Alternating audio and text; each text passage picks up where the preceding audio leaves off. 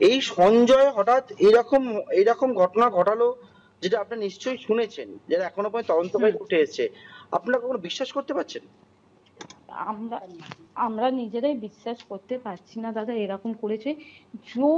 ও করে থাকে এরম। ও ড্রিঙ্ক করতো, ওর সাথে আমরা কোনো সম্পর্ক রাখিনি। ওর সাথে আমি বলে দিয়েছিলাম আমার বিয়ে হয়ে গেছে, আমি বললাম তোর সাথে আমার কোনো সম্পর্ক নেই। তো ও ইনফ্যাক্ট ঘরেও থাকতো না।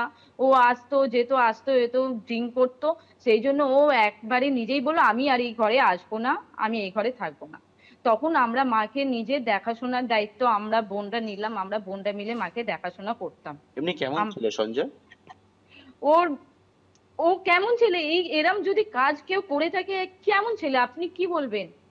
ওকে আমরা বাজে থেকে কঠোর থেকে কঠোর শাস্তি দিতে চাইলে আপনারা দিন, যা ইচ্ছে করুন, কিন্তু ওর দেহ পর্যন্ত দেবেন না, এতটুকু আপনাদের রিকোয়েস্ট করলাম। কেন এমন মানুষের সাথে কোনো সম্পর্ক রাখা যায় না। সঞ্জয় যে সিভিক ভলেন্টিয়ারের চাকরি পেয়েছিল সেটা কিভাবে পেল? ও কি আমি বললাম না দাদা, ও নিজে মর্জি মালিক ছিল, কখন কি করতো কাউকে বলতো না। ঘরে যদি কেউ জিজ্ঞেস করলে তর্ক করতো। ও বলতো আমার লাইফ আমি জীবন বাঁচবো, তো এবার কি বলবো বলুন? প্রশ্ন হচ্ছে চাকরিটা পেল কিভাবে? বললাম তো দাদা, কিছু বলেনি ও। কখন পেলো কিভাবে পেলো ওর কোনো ছিল না। আপনি নিজেও একজন পুলিশের কর্মরত অবস্থায় রয়েছেন এবং হুম। সেক্ষেত্রে সেই পুলিশ তদন্ত করছে। হ্যাঁ করুন। আপনি একজন পুলিশ হিসাবে এবং বোন হিসাবে হ্যাঁ বলুন। বা দিদি হিসাবে কি চাইছেন? হুম। ও শাস্তি হওয়া চাই, কঠোর থেকে কঠোর শাস্তি হওয়া চাই।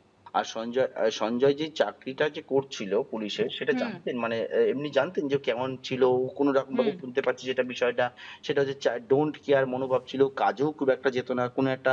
আর আমরা এই বিষয়ে কিছু জানি না। ও কি পুলিশের একটা মোটর বাইক দিয়ে আপনাদের ওখানে যেত বলে এলাকার লোকেরা বলছে, কলকাতা পুলিশ লেখা, মানে হ্যাঁ হ্যাঁ হ্যাঁ, মোটর বাইক নিয়ে যাওয়া আসা করতো। ওকে অনেক সময় জিজ্ঞাসা করা হয়েছিল এটা কার, ও বলতো আমার অফিসের আছে।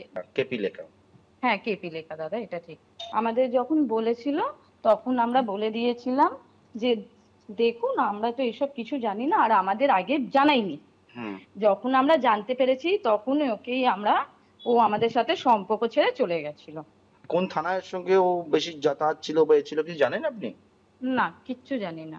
এমনি কি জানতেন, মানে সিভিক হয়েছে সেটা জানতেন? হ্যাঁ এতটুকু, কিন্তু ও ড্রেস কোড কিছু না, কখনো সিভিলে যেত কখনো কি পড়তো, ওর কোনো কিন্তু মন্তব্য ছিল না। আরজি কর হাসপাতালে মহিলা চিকিৎসক খুনে ধৃত সঞ্জয় রায় দিদি বলছেন কঠোর থেকে কঠোরতম শাস্তি হোক তার ভাইয়ের। আর তার প্রতিবেশীরা, সঞ্জয় রায়ের প্রতিবেশীরা কি চাইছেন, কেমন ছিল আচার ব্যবহার সঞ্জয় রায় দেখুন। ওর নিজের মধ্যেও খালি যেমনি আসতো চলে যেত কাজ, ও বলে পুলিশ আছে পুলিশ আছে এইটাই। কি নিয়ে আসতো? ও একটা মানে আগে ওর একটা বাইক ছিল ব্লু কালারের পালসার 180, ওইটাই ছিল ওর কাছে। হ্যাঁ না, হ্যাঁ পরে একবার আমি দেখলাম একবার অ্যাপাচি নিয়ে এসছিল হোয়াইট কালারের, দাঁড়িয়ে ছিল এখানে। আমরা তো কথা বলি না আমি বায়ার করে। হ্যাঁ অ্যাপাচিতে তো পুলিশের গাড়ি, কি লেখা ছিল সামনে? ক্যালকাটা পুলিশেরই তো গাড়ি ছিল অ্যাপাচি। হ্যাঁ কেপি লেখা ছিল, লোগো বানিয়েছিল। পাড়ায় আসতো না খুব একটা? 8-9 মাস আগে আসতো না, ও আসতো না। সবার কি টাকা পয়সা নিয়ে গেছিল, আমরা তো সব কাজে থাকতাম। যখন আসলাম তখন শুনলাম কি পয়সার এই পয়সা ওর পয়সা নিয়ে ভয় দিয়ে আসতো।